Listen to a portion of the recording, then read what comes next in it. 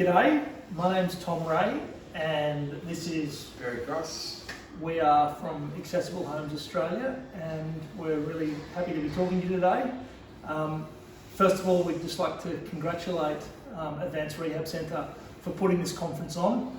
As we've found through going through the SDA process ourselves over the last couple of years, it's a wonderful scheme, but it's very complicated to some people, to the uninitiated, and full of jargon, and so it takes a bit of working your way through. But as Perry's going to tell you today, and as you're going to see from the tour of his house, once you do get through the process and you find the solution for you, for yourself, it's really a life-changing scheme and it's a wonderful opportunity to change people's lives. So I'm going to ask Perry a few questions during the course of the next little while, and he'll talk to you about his experience, and then I think throughout the process, when it's online, you're going to get the chance to ask a few questions and we'll be able to respond to you live.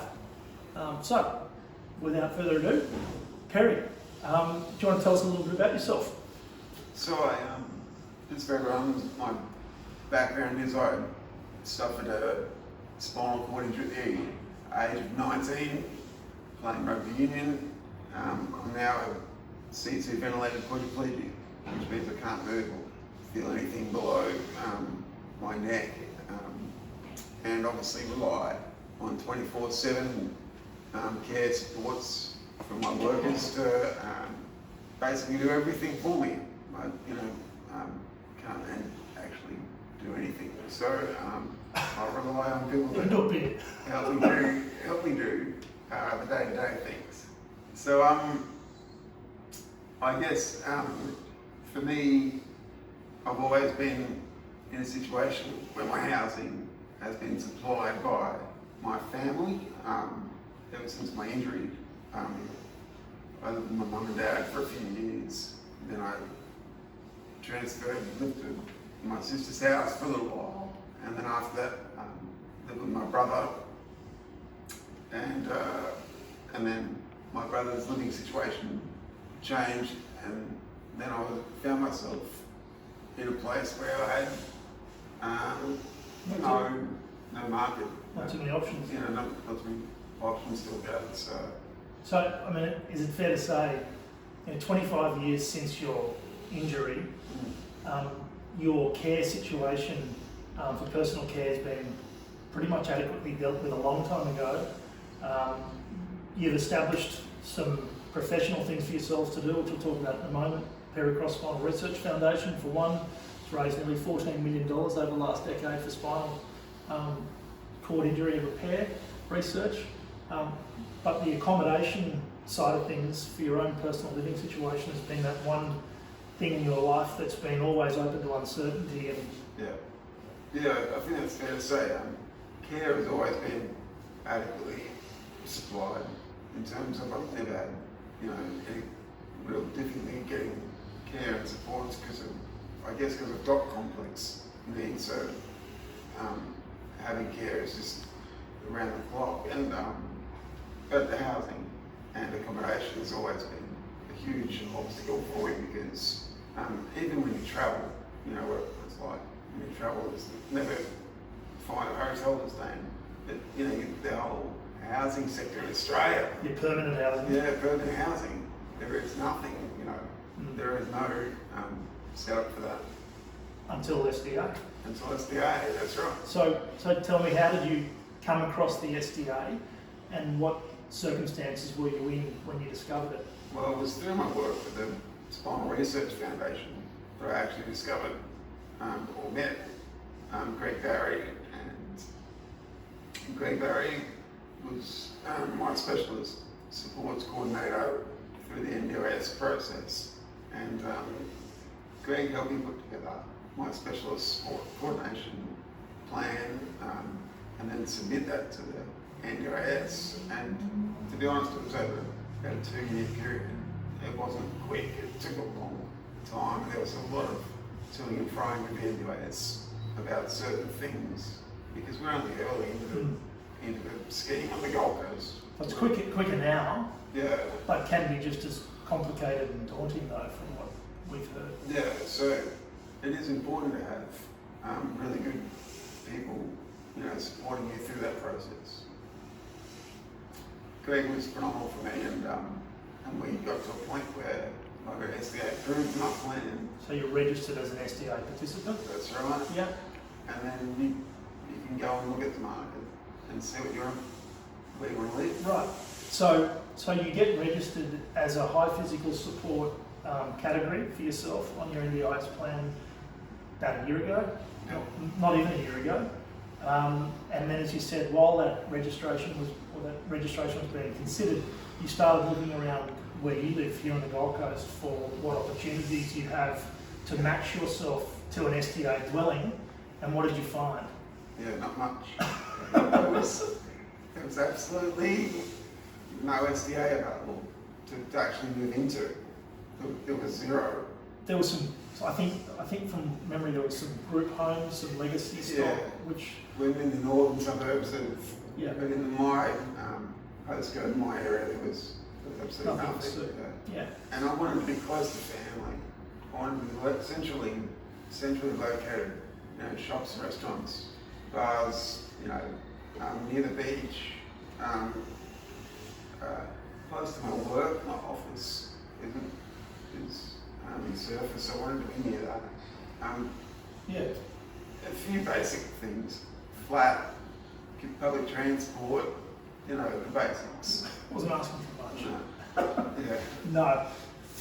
I guess for you, an SDA outcome with your mobility challenges is going to be different for someone else with perhaps some mental impairment or acquired brain injury.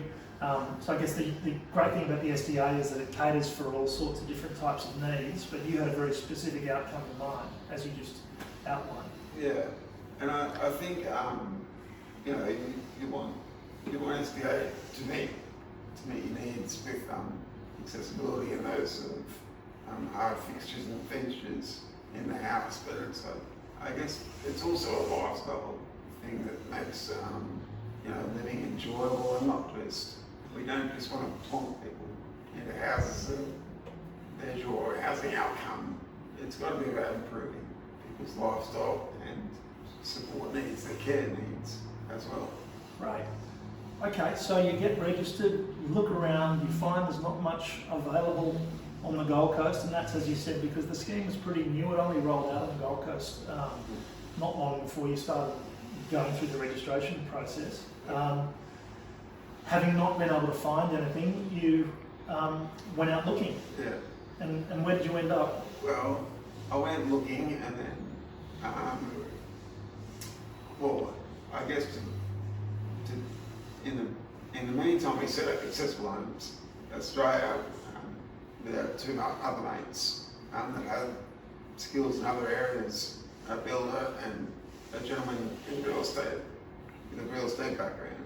And between us, we set up Accessible Homes to help solve people's problems because we could see a bigger picture problem.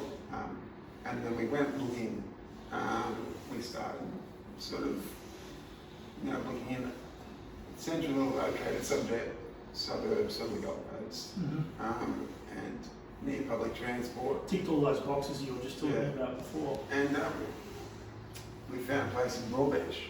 Where we are right now. That's right. And the place we are right now, which we'll take you on a tour of shortly, is it's a building called Cube. It was recently completed, post-April 2016, which means that it's eligible to be categorised as new development stock. We found this apartment that had never been lived in before, and we were able to overlay the SDA high physical support plans or specifications for this apartment and come in with our partners and modify this apartment from a standard residential apartment to a registrable high physical support SDA dwelling, which is what we did towards the end of last year, enabled Perry to move in at Christmas time about 6 months ago. So the building itself is, as we said, it's a regular residential apartment building in the middle of Broadbeach on the Gold Coast, which is geographically, for those of you who don't know the Gold Coast, geographically pretty much centred along the coast. The building's about 30 stories high. We're on the 27th floor up here. We're northern aspect facing the sun, which was important to Perry. He wanted an apartment that had plenty of sunlight and warmth for his body temperature. It's got great views, good accessibility downstairs to a recreation deck, which has got a pool, meeting space, barbecue area, lots of facilities where we can all get together and socialise like anybody else would, but do so in an environment that is safe and secure. And at the same time, you can leave the building and within 100 metres of here, gosh, there must be dozens of restaurants and cafes and other external recreational facilities. Yeah, which is great for when friends want to drop in and you can go and grab a coffee and catch up with people. So it's super central and handy. Yeah, and so Accessible Homes Australia, well, you're somewhat unique in that you're both an SDA participant and a tenant in this property, but you're also an SDA provider, which Accessible Homes Australia became. So Perry, you've got a unique perspective on things as both someone at either end of the provider-participant scale. Yeah, I do. I think it's important to sort of not underestimate how complex and how difficult it can be to navigate the scheme, and that was why I set up the company, was to help people, help to solve those issues and make it a bit more streamlined process. So I think we've achieved that now. Yeah, fantastic. So now we're going to take you on a quick tour of my fantastic apartment. We started outside here, and the first thing you'll notice is the front door. The front door had to be widened, so we had to pull out the existing door and widen that doorway cavity, but it's also voice activated. Show numbers. Tap 7. Come on inside.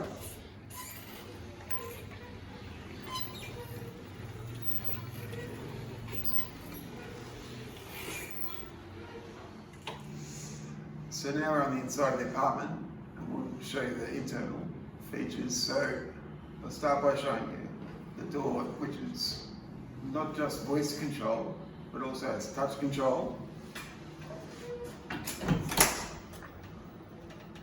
And controlled obviously by the motor up in the top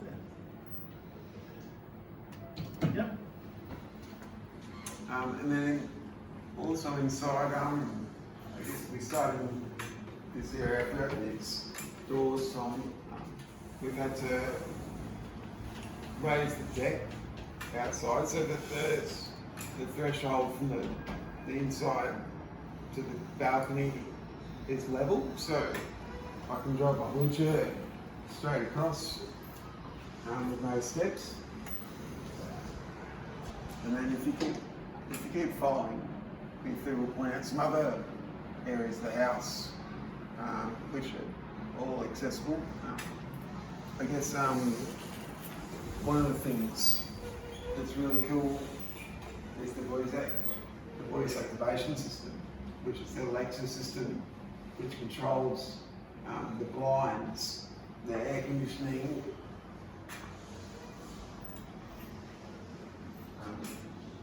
the TV, all the lights, basically anything that you can think of in the house that opens and shuts can be voice controlled. Some of the accessibility features in the kitchen, Tom, if you want to give me a hand just to point out some of these features. Sure. In the kitchen. So we have sensor taps, which for people with some degree of mobile dexterity can use the taps without having to pull any levers or turn any knobs. There's an accessible space under the sink here that'll enable a wheelchair to access the sink for washing up. Not that Pez does any washing up. Right. Same can be said for over here with the oven. So the cabinetry's been designed here so it slides in and out. That has the capacity to be motorised as well, but for Perry it's not motorised. The pantry is a pull-out pantry to allow a wheelchair to come alongside the food cupboards and pantry and be able to pull whatever's in and out without the participant having to reach inside the cupboards.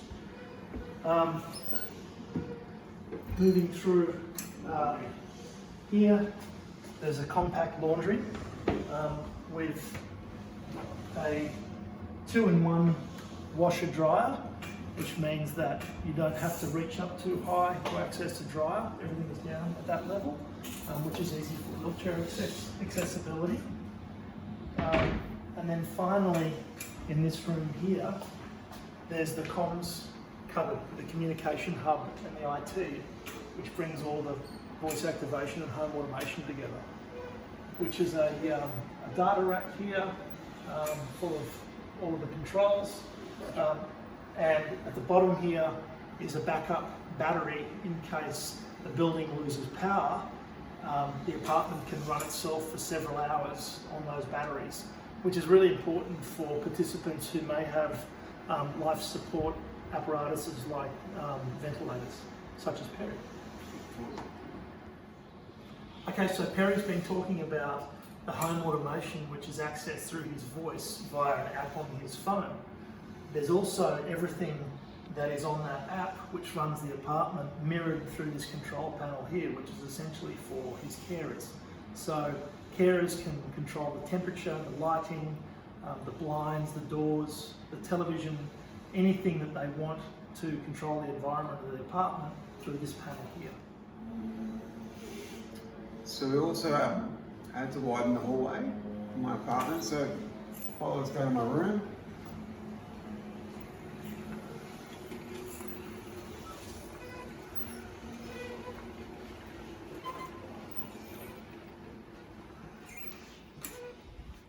So here we are in my room, and in my room you'll notice there's plenty of sunlight, which provides heaps of warmth, both from the northern sun and the western sun, because part of my disability requires that I need warmth, and I don't have very good temperature control. So that to me is a vital part of my living.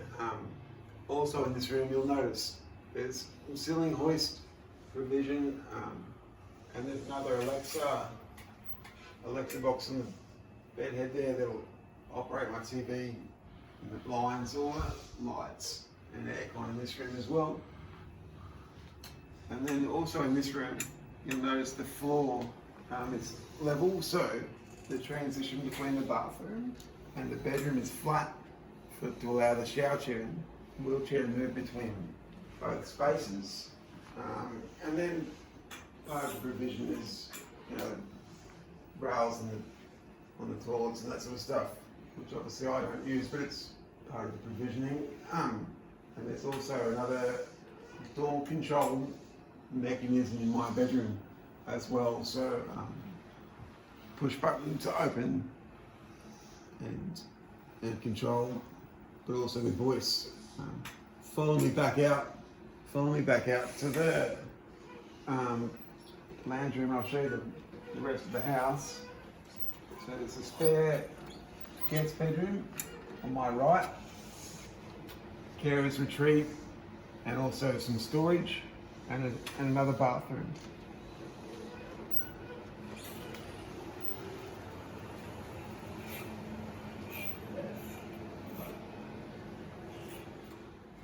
So you've just had a quick tour of my apartment, and I'm sure you'll agree it's life-changing stuff.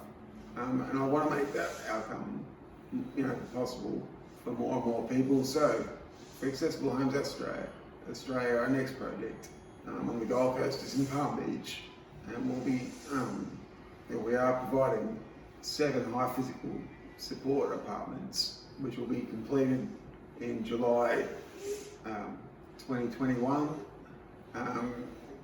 those apartments will have an on-site sill provider who's MS Queensland is the on-site sill, which allows for people to have great on-site care as like a secondary sort of support, but also great primary care provisions from their usual care supports.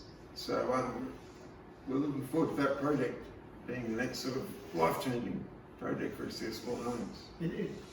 We should clarify that, because some of the inquiry that we've been getting from people is people who are worried about moving into these types of apartment complexes where there's on-site sill, and they believe mistakenly that they've got to give up their primary care provider in order to take up occupancy in one of these places.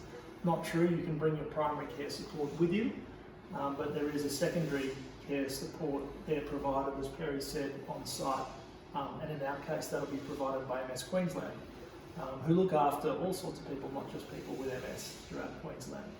So yeah, it's under construction now, but as Perry said, it's providing an opportunity for him and the rest of us at Accessible Homes Australia to help people come to the same sorts of life-changing outcomes that Perry's achieved for himself that you've just seen here today. So we're really proud of the SDA as part of the NDIS. We think it's a fabulous scheme. To our knowledge, there's nothing like the SDA anywhere in the world. It's addressing a need which has probably been around for too long in Australia. The NDIA believes there could be as many as 28,000 people like Perry in Australia with high supported living needs who are not being catered for adequately enough as it is today. There's over 6,000 young Australians in nursing homes. There's people in hospitals who are unable to be discharged because there's no suitable accommodation for them to be released into.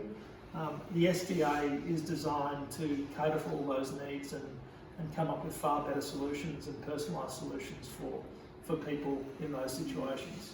So the scheme is in its early days, relatively. It's only a few years old. It's going to take a while to roll out and to become seamless in terms of its execution. But already, in comparison to the experience that Perry had going through as a participant being registered, it's a lot better now. But there are supports out there. If you're feeling like you're overwhelmed with information and don't know where to start, give us a call or talk to your NDIA planner or support coordinator and ask for some help to help you guide your way through the process. And best of luck with it. Thanks a lot. If you're ever on the Gold Coast, come and see us. Yeah.